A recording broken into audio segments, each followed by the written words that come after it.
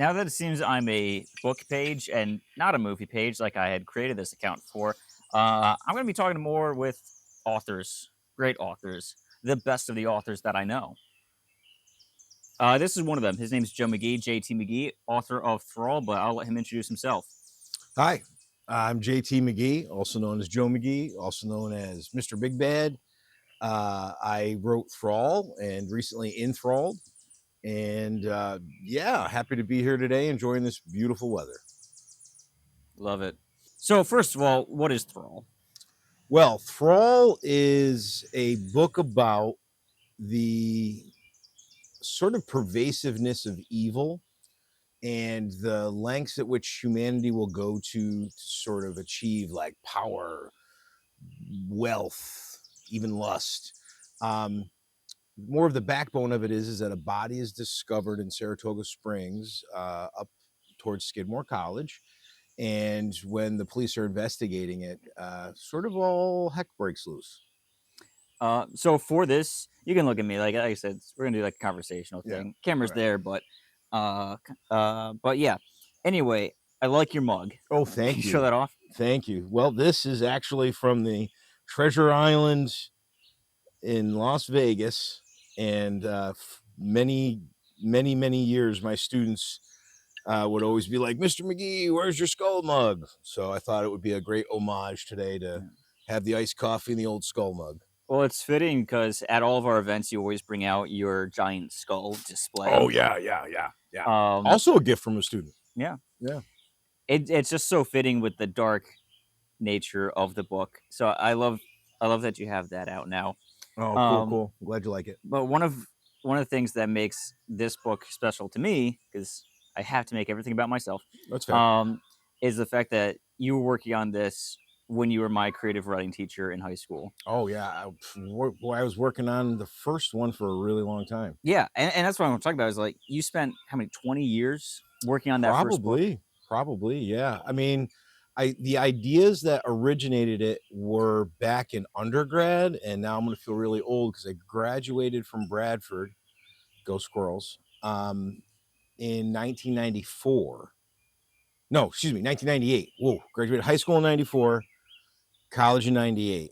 And the way in which it came about was weird in that it was like I kept having these reoccurring themes and metaphors in my poetry, and it was about those same things, like, why do people do such horrible things for money or for power? But there was also, I've always been obsessed with myth, legend, fantasy, Dungeons and Dragons, all that. So there's always those things twisted in. And when I gave the sort of concept or idea like a physical form in the glam from the books, that's when it really started to take off. And then the other big thing was, originally I wanted to have the book set out west because I was a grunge kid in the 90s and was like, oh yeah, I'll have it set in like Seattle or whatever. I didn't know anything about that place.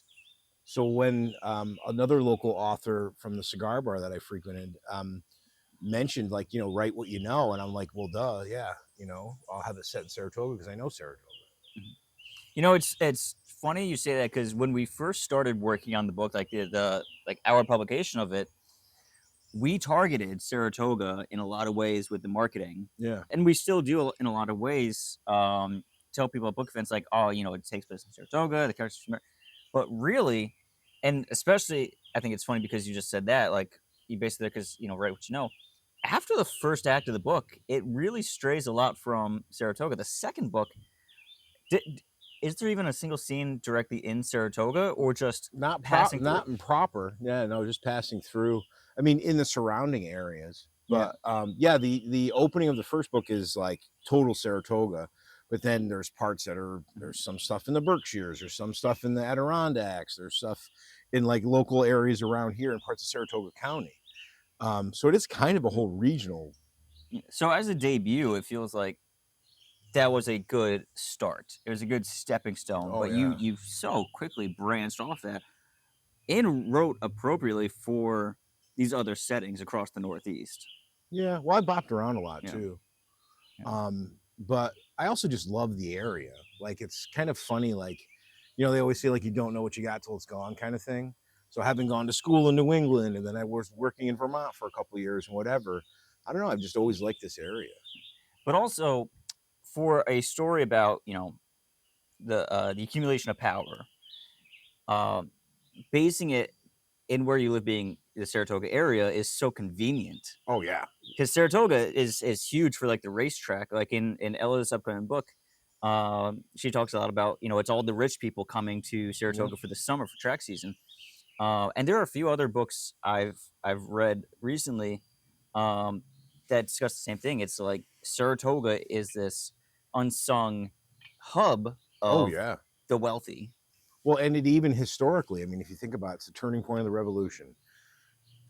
Cultures previous to colonists were using it for the springs. It's always been a hub. Mhm, And so tying in bits and pieces of that, like, not to give away too much, but like I utilize the concept of the springs underneath Saratoga, concepts of the Revolutionary War, concepts of the fact that, I mean, since forever, there's been partying and gambling and debauchery and whatever. And not to detract anything from Saratoga, but I also for many years was a bouncer downtown in Saratoga. Like, I've seen it.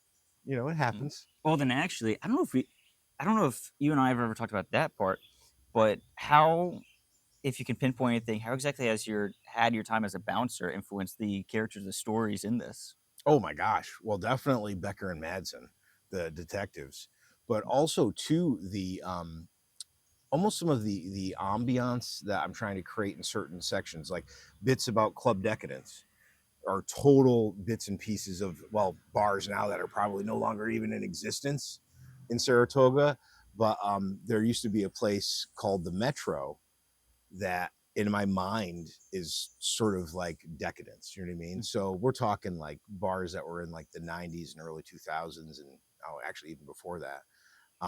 But so yeah, there's a lot of bits and pieces, that sort of linger, mhm, like almost like vibes or sort of scenes. yeah, So yeah, and so it's weird too. Just I've always sort of um,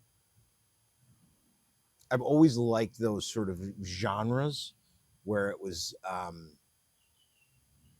fantasy but set in reality. You know what I mean? Like, I don't know if that's really technically like magical realism, or if you would call that just sort of like gritty fantasy, or but there's just always been something about when there's the supernatural aspect, but it's just set in the everyday. mhm, I just always like that. yeah. No, I think that's always fun to play with it, especially and it's funny, like, when I was younger, the fact that I'm a writer now for, like, a high sci-fi epic makes it all funnier, but when I was a kid, um, I always had to separate fantasy and Yeah. reality because it's like looking at a story like yours, I would have looked at like tried too hard Ooh. to make it real and not understanding suspension of disbelief. Yeah. Yeah. Yeah. Um, Which that's huge. yeah, but so I want to talk a little bit about your writing style.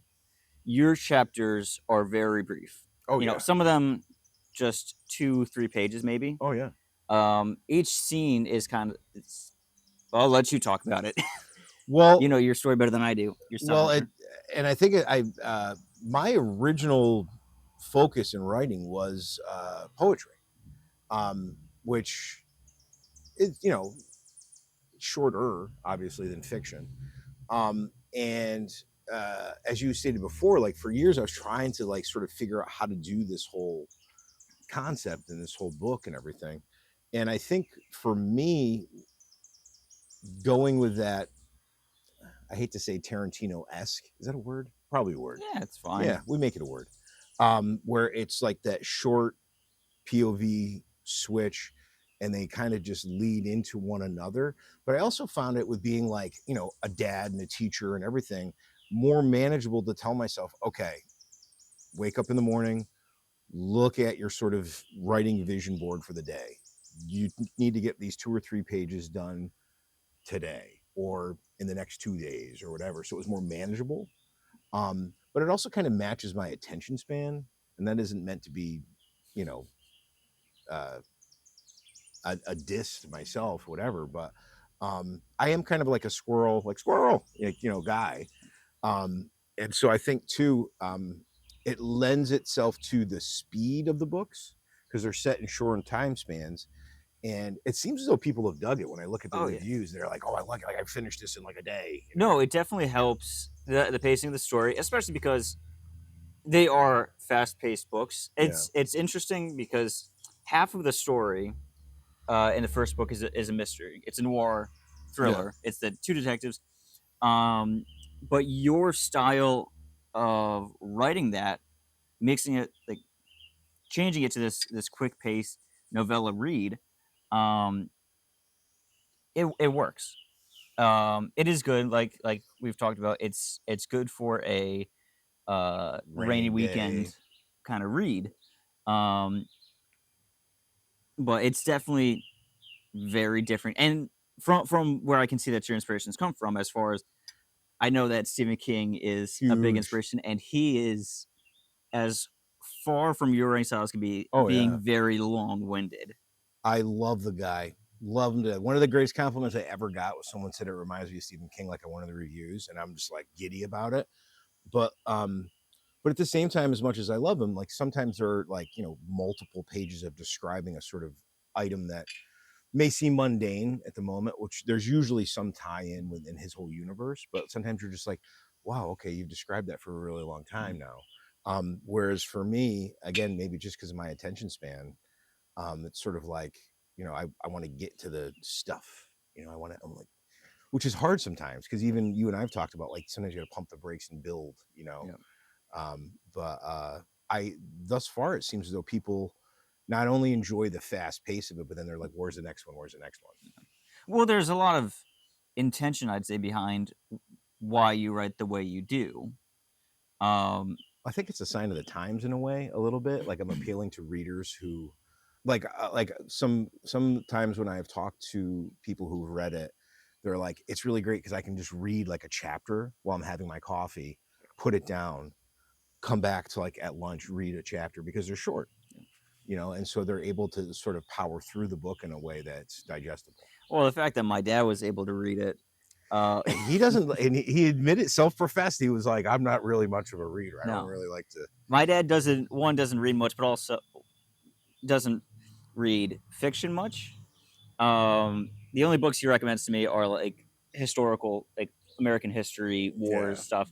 Um, so especially supernatural thrillers, yeah. and to my dad's credit, like he was talking to you about, I think he was looking for to make sure that you got the cop stuff right. Oh no, he made that clear. Yeah, Yeah. Um, but that's my dad.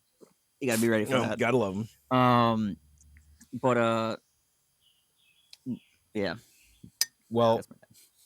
I don't know. I again too, like I don't know how author y we want to get, but Go all out. there was that whole like time where when the first book came out, you're sort of sheepish. You're sort of like, well, I don't know, maybe it'll be good. Maybe people will like it, whatever. And there's that sort of divestment of ownership where you're not only you not taking credit and praise, but you're also sort of like, well, it's a very wishy-washy thing, Mhm. which I don't know if everybody experiences that, but for me, I was just like, it's you're sort of vulnerable and Yeah. nervous. And so the fact that people liked it and not only liked it, but like wanted to engage in conversation or wanted to know where the next book was or whatever was really kind of not only endearing but motivating. And so it was good. Well, you spent, like you said, like 20 years working on this book, and there, in what I've seen in the indie author world, is there are two mentalities that come out of your debut novel. One is the modesty, um, or you know, like you were saying, you're very you're a little reluctant to share it. You want people to love it, but you're looking at yourself like, well, I'm just this. I'm Yeah, just an the indie. just is a You four-letter don't give word. yourself the credit you deserve. Yeah. And then on the other side, it is the polar opposite, where I've seen that people have all the pride in the world, Sometimes to an extent Well, no, that's that is it yeah. is to an extreme extent. And they can't take no criticism. They think they have their $1 million idea and they won't settle for anything less than it. Mhm. Which, hey, you might, but it's only worth $1 million if somebody's willing to pay it, Oh, and yeah. nobody is. Yeah. Um, but so like I've seen people like they put their debut stuff up on Amazon, a new paperback for like $35, and they will take nothing less. That's a lot. In Now, my opinion, that's a lot. yeah, oh, it is. I mean, my first I put on Amazon for $10 as a paperback because that's what I could. That's what it cost to make. Yeah. I made maybe $1 off of it, but I just wanted people to read it. Yours, the paperback originally sold for $12.99. And we went through it all in a matter of humility. We took pride in the book, obviously, but it was funny our first few events where you were like, "Oh, you of course check it out if you want. Yeah, yeah, yeah. Well, You 'cause might it you might like this yeah. if you want to take a chance on me." And how quickly that changes once you start, like, actually seeing a little bit Yeah. of I don't wanna say fandom because that sounds No, conceited. you got fans. It's annoying. I'm gonna say Yeah, this yeah. outright. There's a little bit of pettiness on my end. I don't know if I told you this. Oh, wow, dare I say, what's that what is it? So, okay. So we started this kind of together. We started this Yeah, together. yeah. Well, Um, and it's kind of a long story, yeah, but but so we started this together. Me coming off of Empire of the Void. which is It's huge.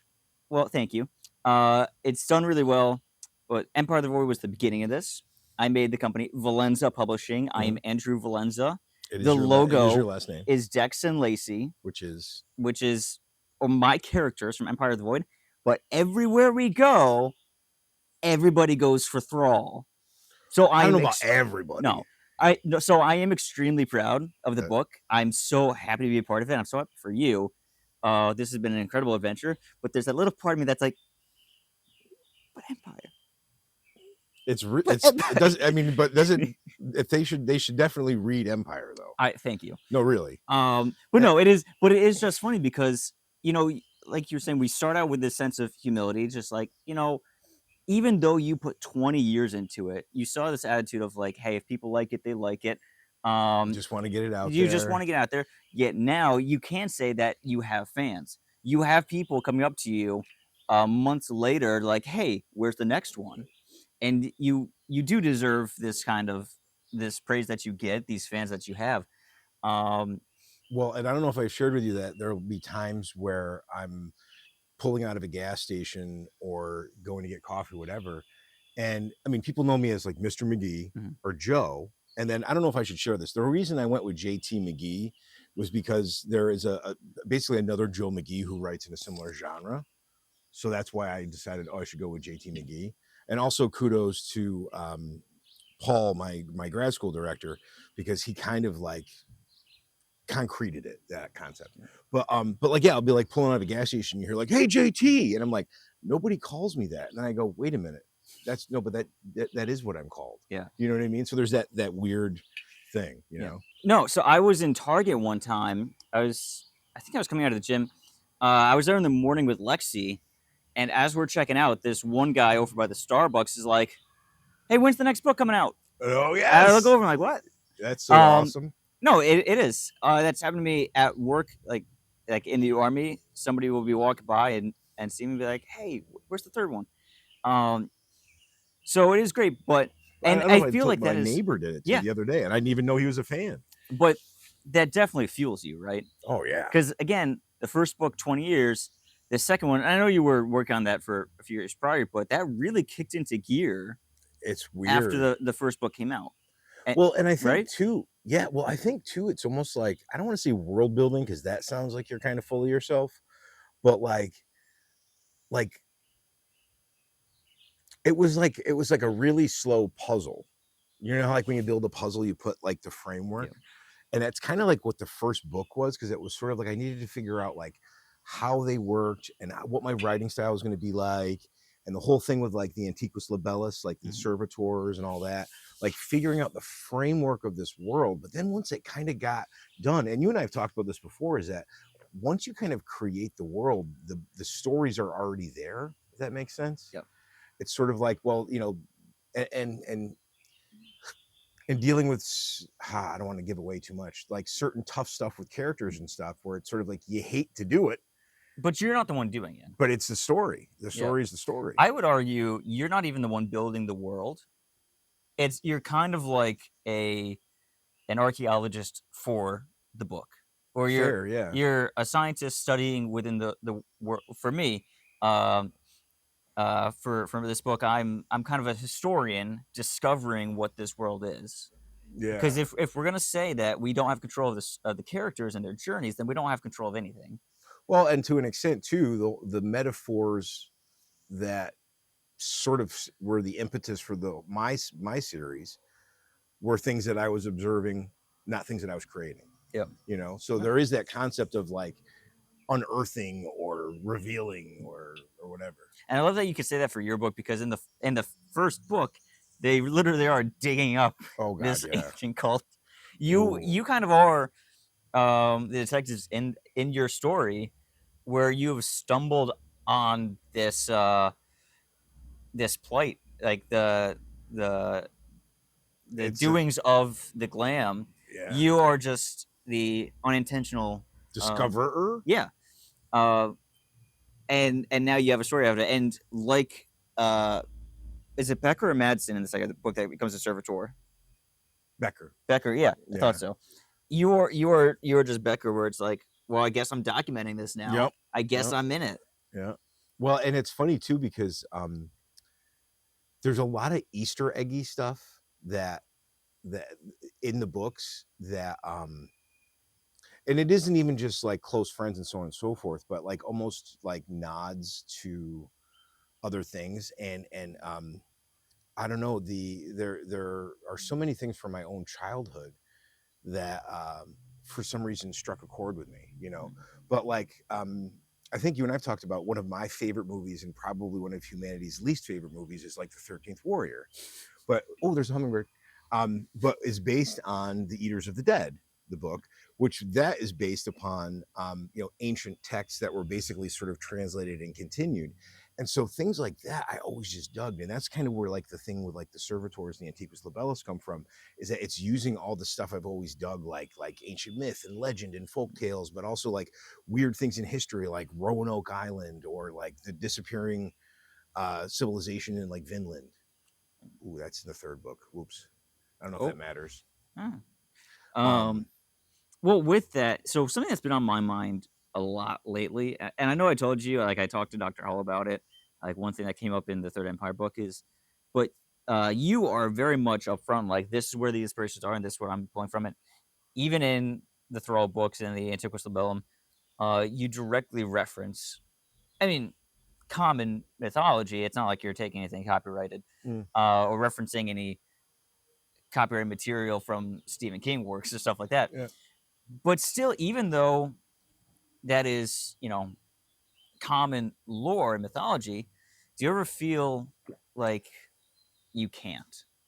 Like it's like, do you ever feel like it's a cop out or like that the stuff you're doing is too close to something else? I recently had a conversation with Dr. Hull for the third book, where basically I was really nervous about talking about siphons being experimented on during wartime.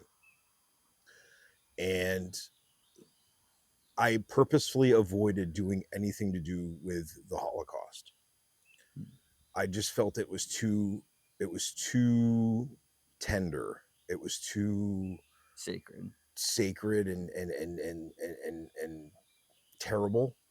And so I kind of tap danced around it where I just said like during wartime captives were da da da. Mm, Because the last thing you want to do is disrespect the loss of people who have experienced a genocide. You know what I yeah. mean? Like an absolute just horrific loss of life and whatever. But at the same time, in a way, it really does play into the kind of horrible things that the glam Yeah. would do in order to further their goals. But yeah, so that one was definitely, and I know that's not a myth or a legend, but Yeah. like, but that one was just too. I don't know. It just was. I definitely avoided that. and I was like, I just can't go there. So, I mean, that's interesting. On that, I think I'm not sure exactly what he told you. My thing would be like, you saw a movie, Overlord? Oh yeah, Yeah. oof, I yeah. mean, it's World War II movie. The whole thing with like the Nazis and like they did experimenting, they did some weird stuff, and That was better than I thought it was going to be. it was a good Yeah, movie. it gave me like Evil Dead vibes. Yeah, yeah. Like, But anyway, I think you probably don't have to do like the Holocaust or like concentration camps yeah. to do it, but like you can 100% go with like the Nazis experimented Oh in their yeah. dark castles and stuff Oh like yeah. that. But more so, what I meant with that question is like in everything I see, I'm finding pieces of Empire of the Void and the sequels, Oh yeah. even in stuff that's totally unrelated. And it gives you kind of like a second wave of imposter syndrome. Like the first wave of imposter syndrome is like you have the book, but like you don't deserve to sell because you're not a New York Times bestseller. You're not really an author. You're an indie author, which is bullshit. It is. But the second wave that I'm feeling now after overcoming that is everything's been done before, Oh no, that's fair. or That's fair. or there is, and that's what I mean because like you are taking inspiration from something that literally is such a major part of pop culture, not something like you happen to pick up this book and like, oh, that's similar. Yeah. So like last night, Lex and I saw Thunderbolts. Oh, I haven't seen it yet. My It's daughter it's saw it. honestly pretty good. I'm It's curious to see how they do Century in the Void and all that. well, so that's what I'm gonna get at. But first of all, it's Oh, what do we say? Spoiler no, alert? it's fine. It's in the commercial. Oh, okay. Um, I won't talk about anything that's not in the commercials. Okay. Um, but no, honestly, at the beginning, I thought it was reminiscent of Spider-Man 2, where it is a character story that happens to have superheroes and cool action. I'm okay with it. Yeah, no, it was solid. It was I much don't know if I've needed. ever shared with you. My son thinks that I'm Red Guardian. Nice. He was honestly, I did not like him in Black Widow. I liked him in this one, I don't even know. though he was a communist. I just take it because I like Harbor. You Yeah. know what I mean? But But anyway, so in this movie, um, Sentry's character, like his alter ego, the evil version is the Void, yeah. and there's a scene toward the end that I was watching. I was looking at over at Lexi, and she doesn't know what's going on in Gods of the Void, but I was like, this is too Mm, similar. Like I finished the draft a few weeks ago, and I only just saw this movie the first time, but I'm like, well, crap. I have had it happen where like bits of like things I see on like streaming or whatever. Like there was some, I mean, no disrespect. I think it was a Korean or Japanese series about these underwater creatures Mhm. that would like possess people and take them over. And I'm like, what the heck? Like, but no, you know. But also, but my question, like, what I've been thinking about is trying to figure out, okay, is it similar, or are we just looking harder for similarities that otherwise people wouldn't notice or care about because we know our material so well I and think it's such a part of our lives? I think it because it's such a part of our lives to the point where it almost feels like the stories are Mhm. writing themselves, that you just see it everywhere. Yeah. Because there's part of like the human brain that like wants to make connections and recognize patterns and things. Like what's the thing like when you look at a tree or something, you see a face. An Uh ant? no, not an no, or a tree. No, there's a thing, there's like a psychological thing where like if you stare into the darkness you see a face come because we're like programmed. So Mhm. I guess what I'm saying is like we've almost programmed ourselves with our stories and our worlds that now we're looking for the connections everywhere. It's almost like an unconscious like validation, but Okay. I can see how you feel like it's an Yeah. imposter syndrome because you're sort of like, well crap, Yeah. you know. So we lost a few seconds there, but it's fine. We're gonna pick up. With all we were saying though, I feel like when that comes up, when those waves of that second wave of imposter syndrome hits, this has already been done before. Me personally, like you want to carry on the story, you want to, but your attitude shifts in the wrong way, and you have to course correct. It shifts a bit to this like less sincere attitude, kind of cynical, where it's like it's been done before, so you kind of cut loose and you don't take it as seriously. Well, and two, I don't know if you feel the same well, way, no, there are times where I but grapple with, well, what's the point? yeah, Where it's sort of like, well, you know, yeah, and then you get to that thing where it's like everybody, like, oh well, every story's been told before, yeah, whatever, blah blah. But at the same time, well, but then you kind of check yourself, and you're yeah. like, but but they haven't said it this way. Yeah, And that kind of sounds corny, but you know, there are times that's where you true. kind of get down in the dumps and you're like, well, you know, what's the point of me doing all this and doing all that? And, you know, but, uh, but then you get like somebody who goes, man, no, I really like that. Or your neighbor yelling to you saying like, oh, hummingbird, where your neighbor's yelling to you saying like, where's the Squirrel. next book? Yeah. Squirrel. Well, so I mean that kind of answers my next question, but now there's that where it's like this has been done before to beat you down, or two, we have those bad days. We have those days where the review might not be the best we wanted, or we're at an event and the interest just isn't there.